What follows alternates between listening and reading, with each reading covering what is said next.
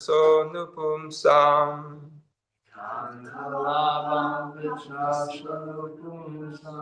Shushloka gunavadam ahu.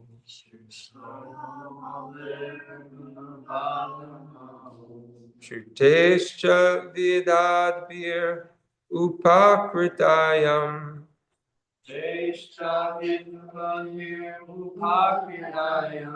Kata surayam upasamprayogam.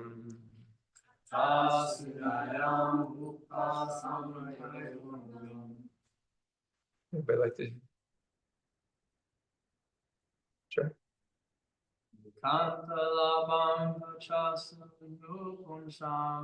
Ekantalabam vachasonupamsam. Shushlokamale gunavadam ahu.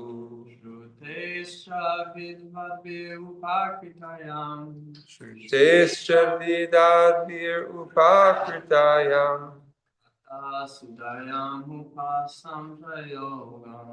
Kata sudayam upasamprayogam.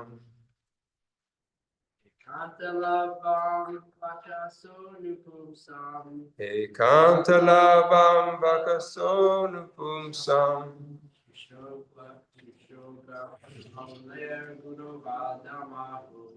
Shushlokamoler gunavadam ahu.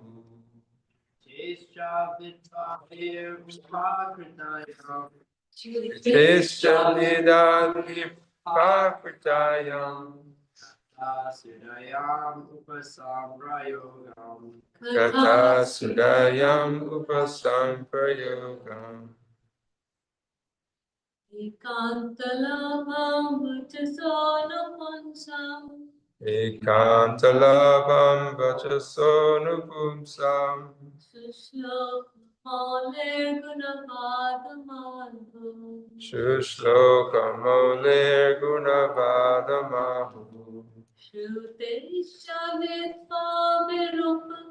upakrityayam. Shrutescha vidadvir upakritayam. Katha sudhayam upasampragayam. Kata sudhayam upasamprayogam. Anybody else like to? Ekantalabam vachasonupumsam. Ekantalabam vachasonupumsam. Shushlokamoler gunavadam ahu. Shushlokamoler gunavadam ahu. Tescha vidadvir upakritayam. Shrutescha vidadvir upakritayam. Sudayam upasamprayogam. Kata sudhayam upasamprayogam. Ekantalabam vachasonupumsam. Shushlokamoler gunavadam ahu.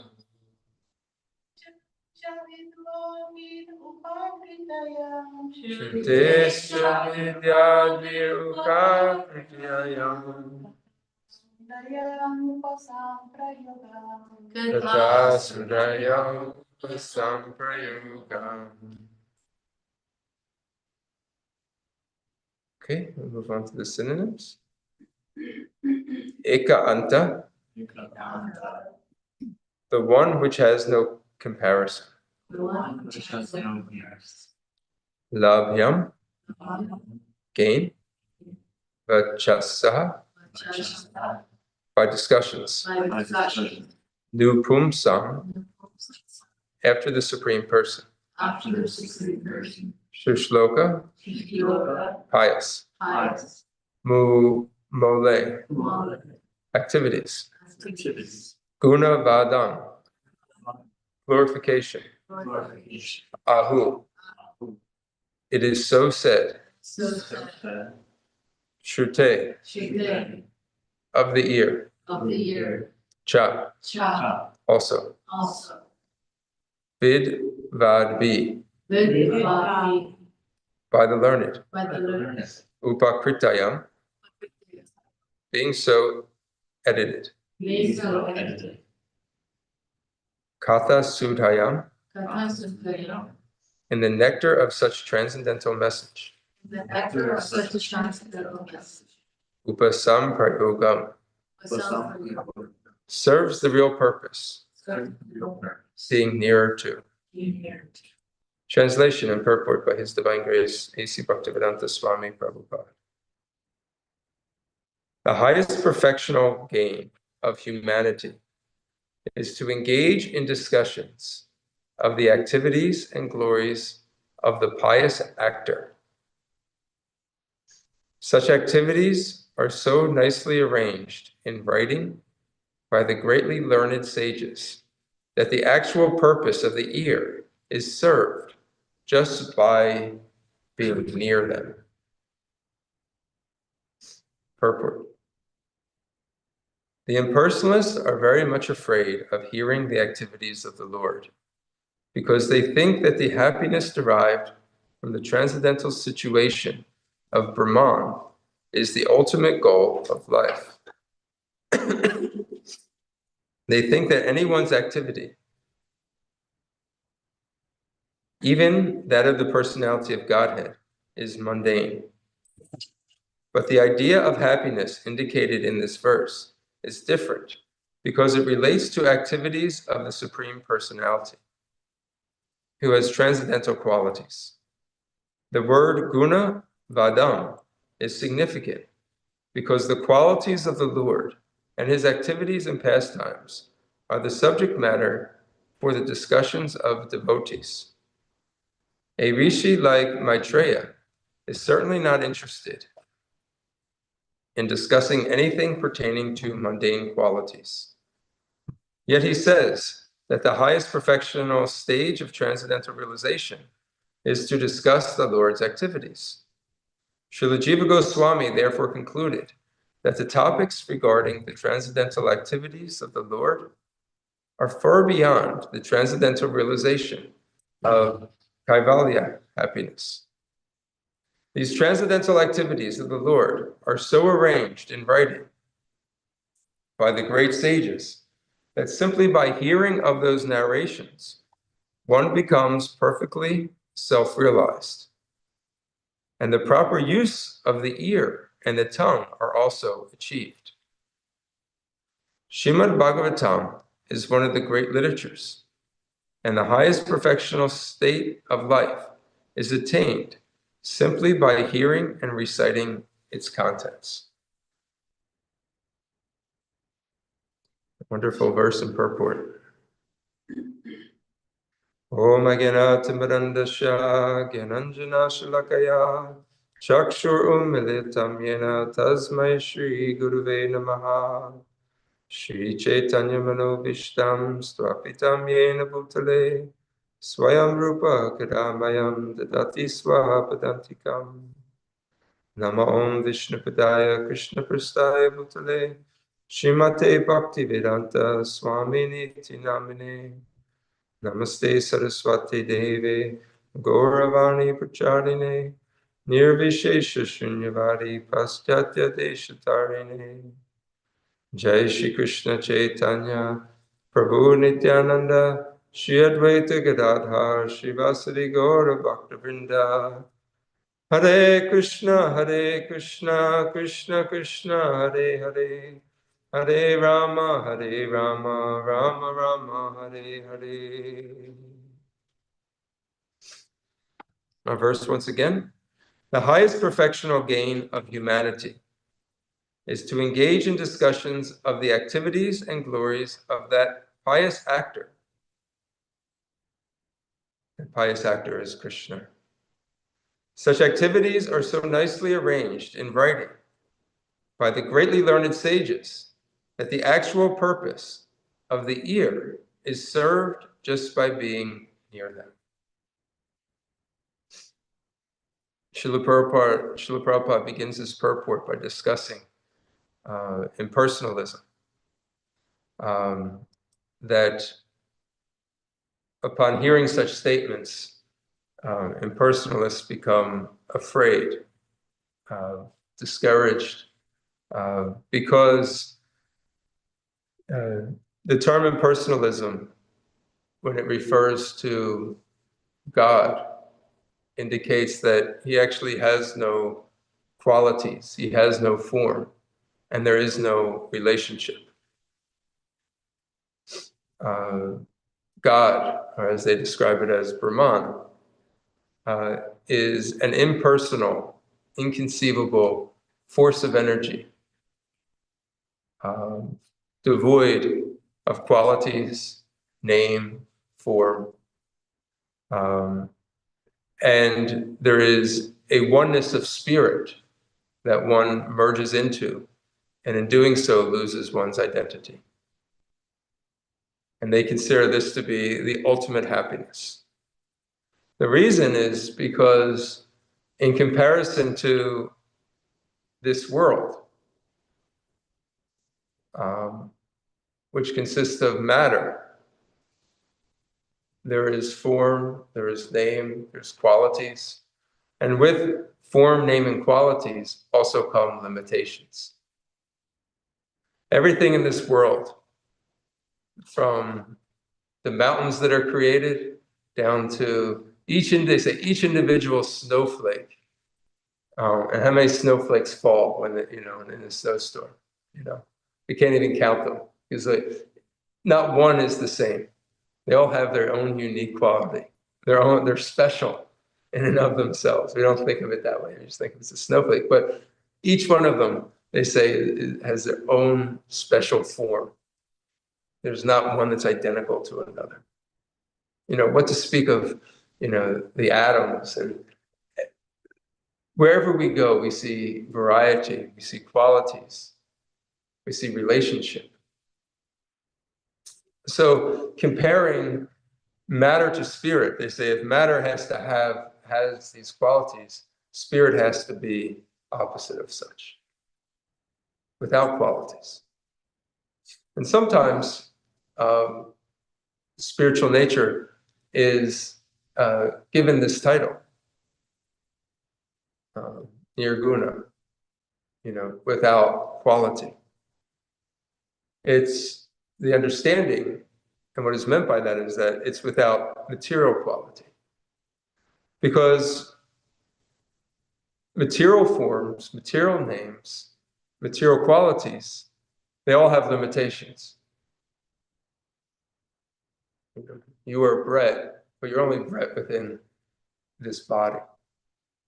And bread is going to grow old one day and leave this body. And bread is going to change. So that changing is an aspect of material nature. So to attribute a name to you, and that name only identifies, it's a limitation of you. It doesn't really describe all of you. And if you're at your house and I yell out bread, you're not going to be able to hear me. So there's a difference between who you are and your name, because I'm saying your name, but you're not actually here. So there's a limitation between these forms and qualities and names that we have here in this material world. So the presumption is that anything that has name and qualities also has a limitation. So applying that into the spiritual realm, there can't be any names or forms. And certainly God can't have that because he'd become limited by such. And therefore the formations of this world are really just temporary. We should become attached to them. And the ultimate happiness would become free from your designations.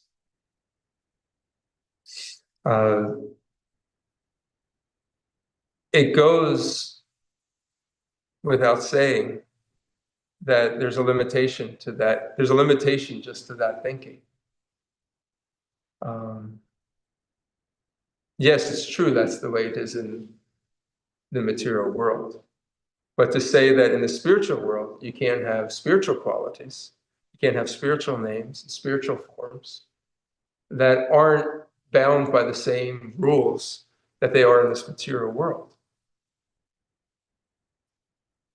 That is to be considered. It's just like a cow. He's in a barn and there's a fire. And he sees the fire and he runs. And every time he sees red, he thinks it's fire. Because he identified fear with the color red, which is fire. So, spiritual qualities, spiritual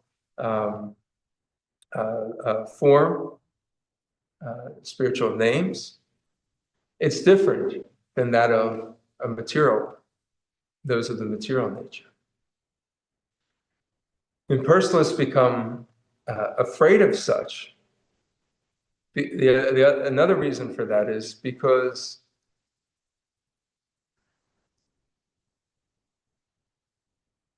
relationships in this world oftentimes bring about distress and suffering.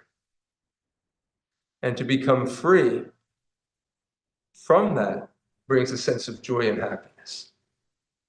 Do you ever just want to sometimes go and just escape from everybody and just be by yourself, just get away? And you think, well, I'm just away from it all. I'm away from the gossip, I'm away from the, people nagging me and asking me to do things. I'm away from just the violence of the world. I'm away from just the demands. I can just be by myself and nobody would bother me. I can just completely escape. And there's a sense of relief with that. So impersonalism, when one merges into the Brahmajyoti, this Kaivalya liberation, this Kaivalya happiness that Srila Prabhupada talks about in the purport, that is seen to be the ultimate form of happiness, because it's escaping from this. Srila Prabhupada writes about this in the fourth chapter,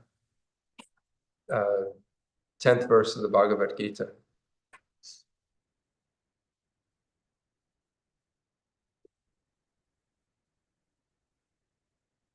For such materialistic men, the form of the gigantic material manifestation is supreme. Consequently, they consider the supreme to be impersonal. And because they are too materially absorbed, the conception of retaining personality after liberation from matter frightens them. When they are informed that spiritual life is also individual and personal, they become afraid of becoming persons again. Because being persons means, in their mind, in this material realm, they have to undergo all these changes. And the ups, the downs that go along with material life, they associate that with being a person.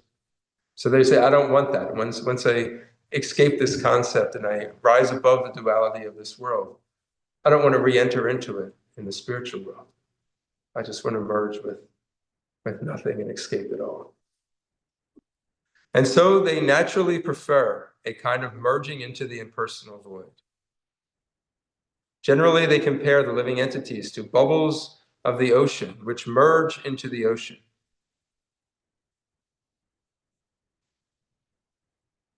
So, this is the first part of the purport by Srila Prabhupada. Now, those that are Vaishnavas, as our assembly is, and we read about this that there's an aversion to this concept of merging into, losing our identity and merging into the existence of Brahman. In one sense, we are Brahman because we are spirit. But we are also separate. We have our own individuality. And Lord Chaitanya, he brought this together in a philosophy called Achintya Bheda Bheda Tattva, meaning simultaneously one and different. We are simultaneously one with God because we are spirit, we are Brahman. That is our spiritual DNA. We are of the same qualities. But yet we have our own individual identity.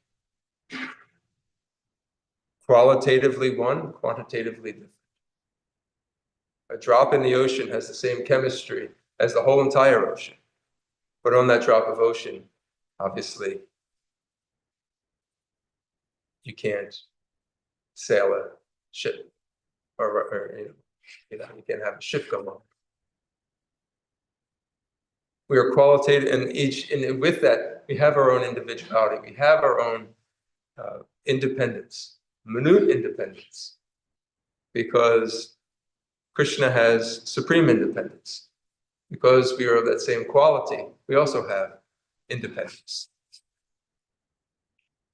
So when a Vaishnava thinks about a oneness with Krishna, it's a oneness of quality, but not of quantity. It's a oneness through service. I'm going to unite with you through the realm of service, but not merging via identity. There is a Vaishnava poet from the 16th century by the name of Tukaram. He wrote this beautiful poem in which he is talking about loving God, but through the beauty of having two. You need the lover and the beloved. And he's rejecting this concept of oneness. Can water quaff itself? Quaff means drink. So can water drink itself? Can trees taste the fruit they bear? He who worships God must stand distinct for him. So only shall he know the joyful love of God. For if he say that God and I are one, that joy, that love shall vanish instantly away. Pray no more for utter oneness with God. Where were the beauty if a jewel and the setting were one? The heat and the shade are two. If not, where were the comfort of shade? Mother and child are two. If not, where were the love? When after being sundered, they meet, what joy do they feel? The mother and child. Where were the joy if the two were one? Pray then no more for utter oneness with God. Again, that is a poem by Tukaram. He is a Vaishnava saint in the 16th century.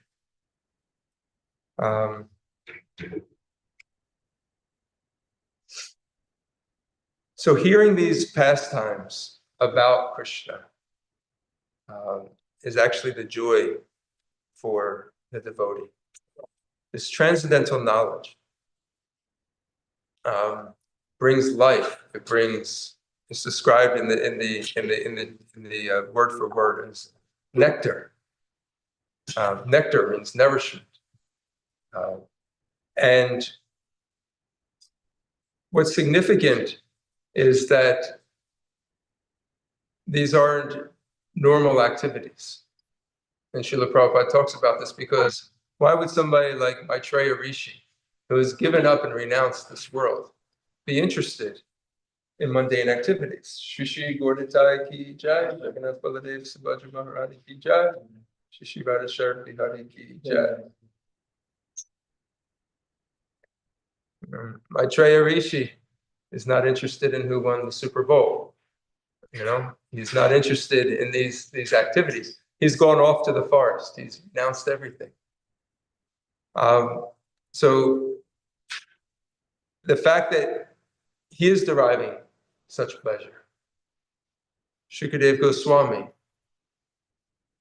Narada Muni, all these great personalities, when you look at their lives, they're trying to glorify the activities of the Supreme Lord, and they're deriving satisfaction and bliss from enlightening one another and conversing about Krishna. So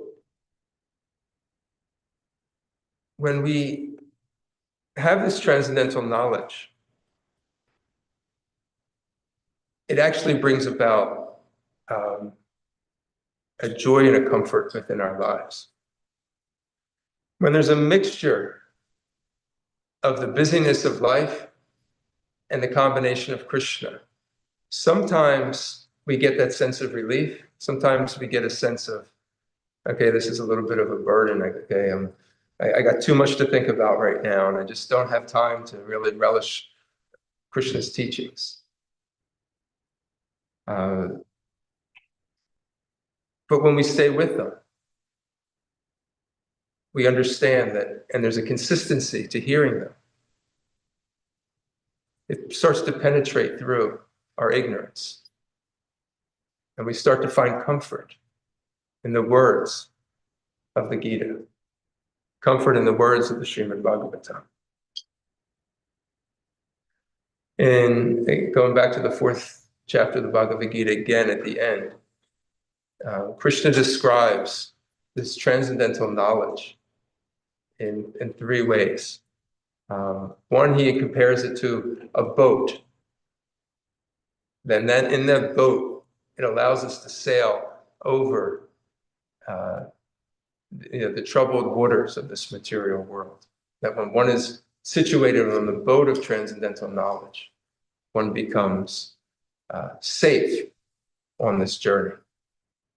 Another is that he compares it to a blazing fire that can burn up the reactions and sins of this world by absorbing ourselves in transcendental knowledge of Krishna.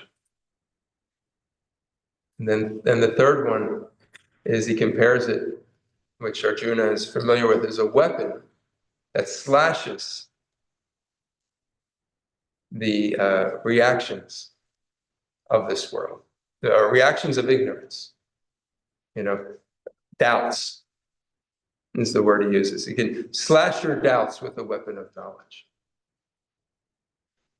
So when we have this, there is an overwhelming comfort and stability within our lives. When we're without it, we feel a vacancy, and we're searching for that. Now, so then Krishna tells us again right after that, he says, therefore there's nothing so sublime and pure as transcendental knowledge, which is the mature fruit of all mysticism. And that over time, one, through the process of performing devotional service, one will actually one will be situated in peace in this knowledge. At that point, there'll be no more hankering and lamenting. There'll be no more wanting. One can actually find simple satisfaction in just reading about and discussing Krishna's teachings and pastimes with one another. Devotees' lives are meant to become simple, not overly complex, not overwhelmed with so much misery, with so much debt, with so much obligations, even though we have them. as we go through the process of Krishna consciousness, they start to become kind of shed off of us by adopting a life of simplicity. And there will be a time where one can just sit down in a corner and just become completely peaceful, chanting the Lord's holy names, reading Srimad Bhagavatam,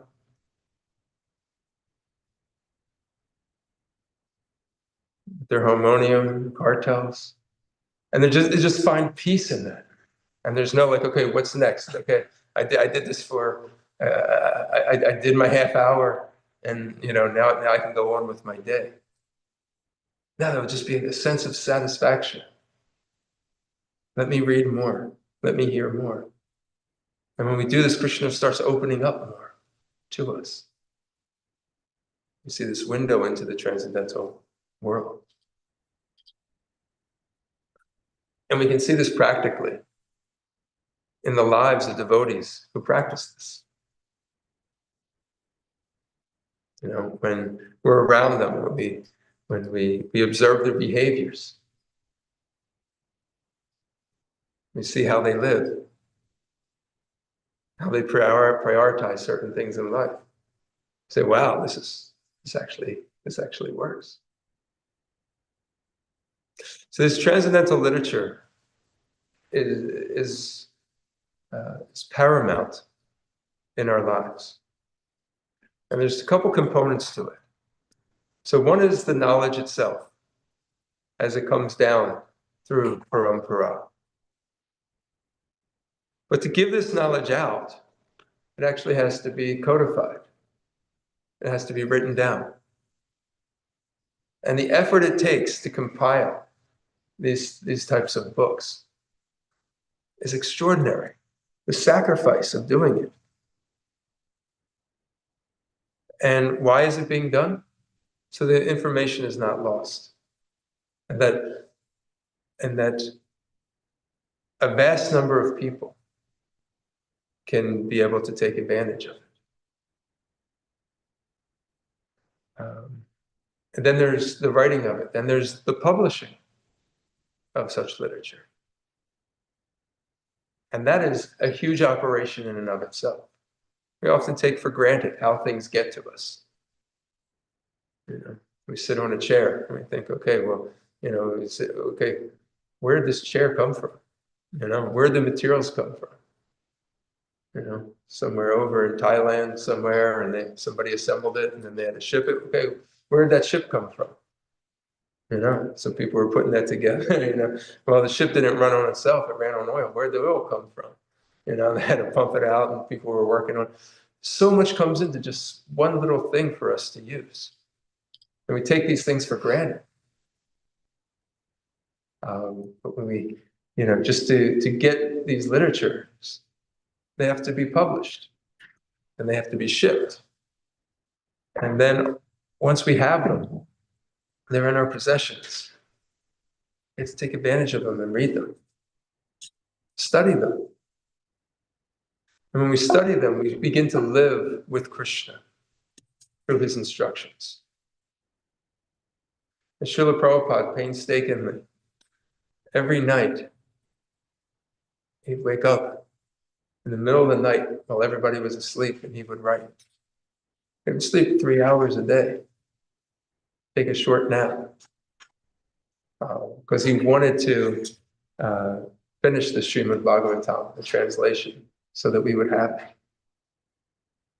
And that it would be, and in his vision, it's for the devotees, but also to get these literatures into hands of people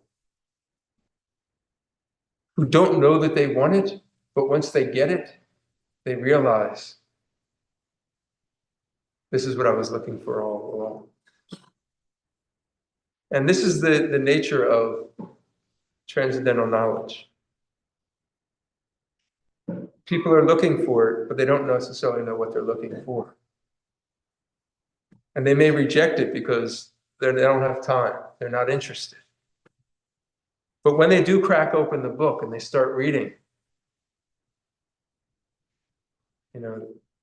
couple pages, they realize, wow, this is mind-blowing. This is life-changing. This is life-altering. This is actually there's truth to this. This makes me think about life in a completely different way. And so the challenge then is, how do we get the information into people's hands that need it, but don't necessarily are interested in it, or don't feel they need it. But once they do get it, they're grateful that they have it. And that's one of the challenges that is left to us, to use our God-given intelligence, to use our creativity, to distribute this information so that so many people in this world can take advantage of it. Srila Prabhupada, he did the hard work. He did all the writing. He did the translating, the word for words. And he had editors, who went through and set up a publishing house, but making sure that this information gets out. The first step is we have to absorb it. We have to read it on a daily basis. Classes like Srimad Bhagavatam class are therefore so important, especially if it's on a regular basis. Nityam Bhagavata Sevaya. Nitya means regular, always happening.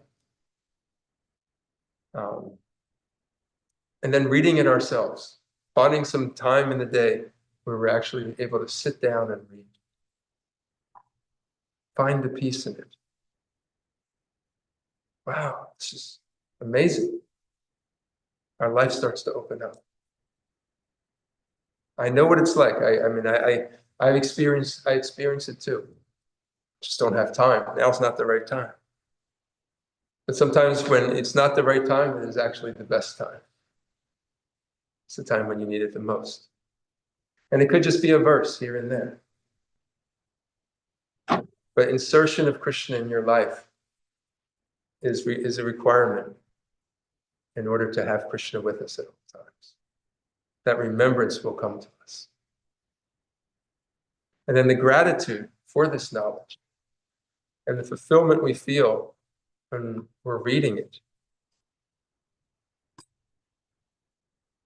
begins to awaken a sense of compassion and wanting to have others experience it as well. I say the best is it in sales, like the best way to sell something is you see somebody else who has it and say, what is your satisfaction? What is your level of satisfaction? Oh, this car is great. Oh my gosh, it's the best purchase I've ever made in my life. And, okay, I'm going to get one of them, because somebody's really satisfied. So when we are satisfied with it, these answers of how can we get this into the hands of others starts to come. Okay, I'll stop right here. See if there are any questions or comments.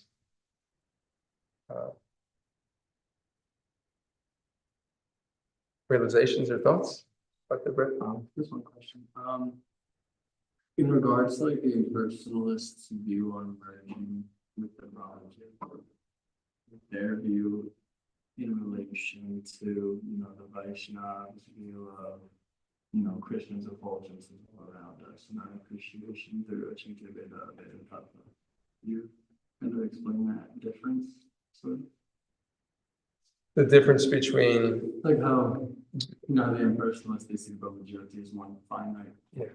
I'm going to reach this point of oneness with God. Whereas the flip side, Vaishnavism, we see Krishna's effulgence in everything. We're looking for Krishna's hand in moments, whether it be qualities, physical, spiritual, etc. So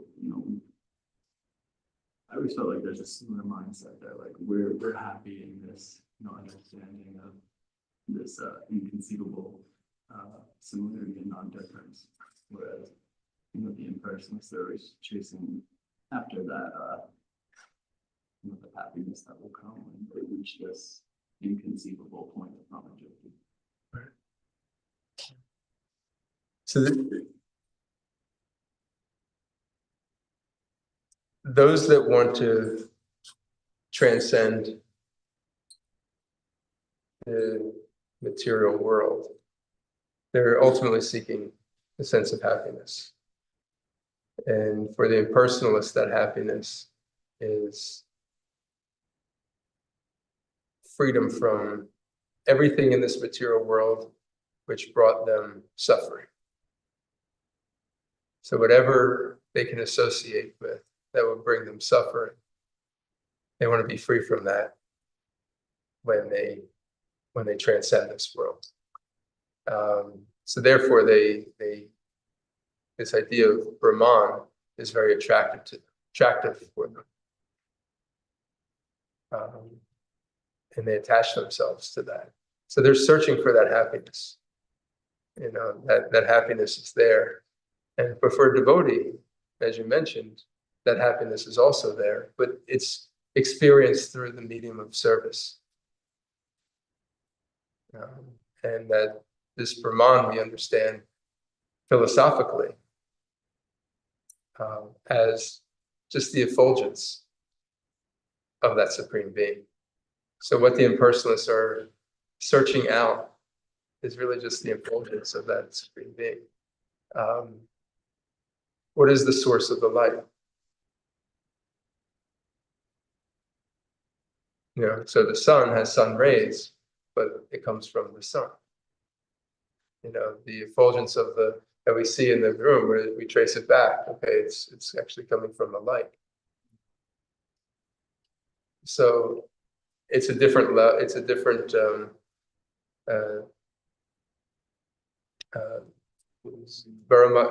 Brahmameti Paramatmeti Bhagavaneti Savyate. So there's different levels of realization of the absolute truth.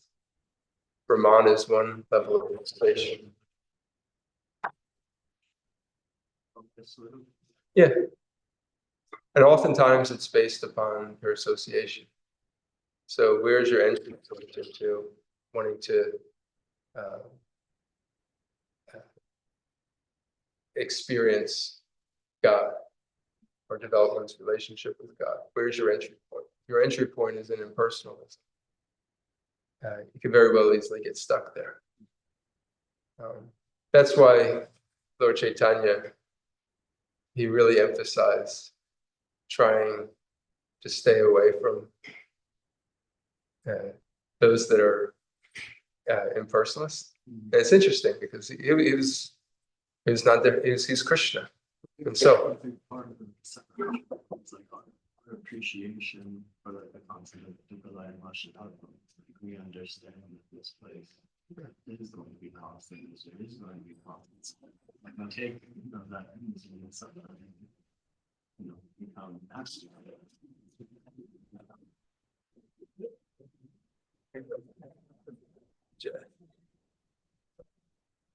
Say that a little bit louder. The separation point for us is that we have this, like the impersonalist understands, okay, this world is a place of misery and suffering. So the onset of impersonalism is going to make me, push that away. I want to focus more on my ability. The Vaishnava conception is, this place that we've been placed in. This is where I'm at. This is a conditioned place. And like you said, this is our designation placed in this conditioned place. So we just have to learn and find Kaivalya within it. So that's how I look at it. Yeah. We can find similarities with impersonalists. That's the first thing. The moon. Representation of the impersonalist, and then on the flip side, the same thing.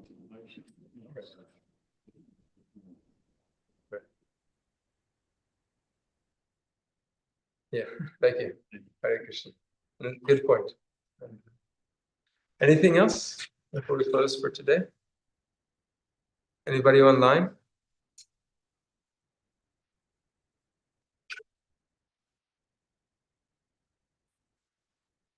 Question or comment?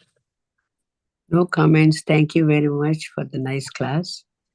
All the points I listened, everything was very happy to know. Thank you very much. Hare Krishna. Okay, we'll end here. Today we have our prasadam distribution in Kensington, and then there's also a book distribution seminar at 10 o'clock here in the temple room. We ask you, if you can, please join us.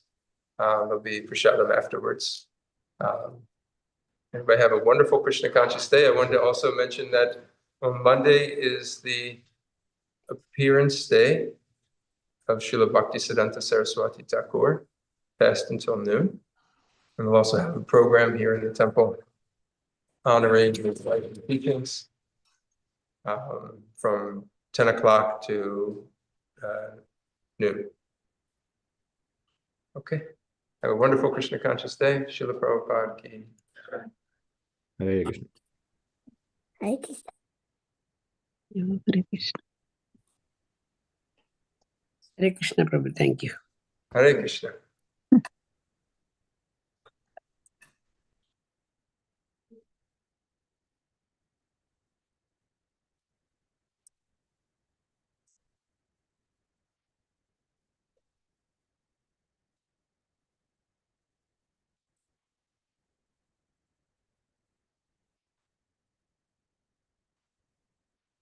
Hare Krishna.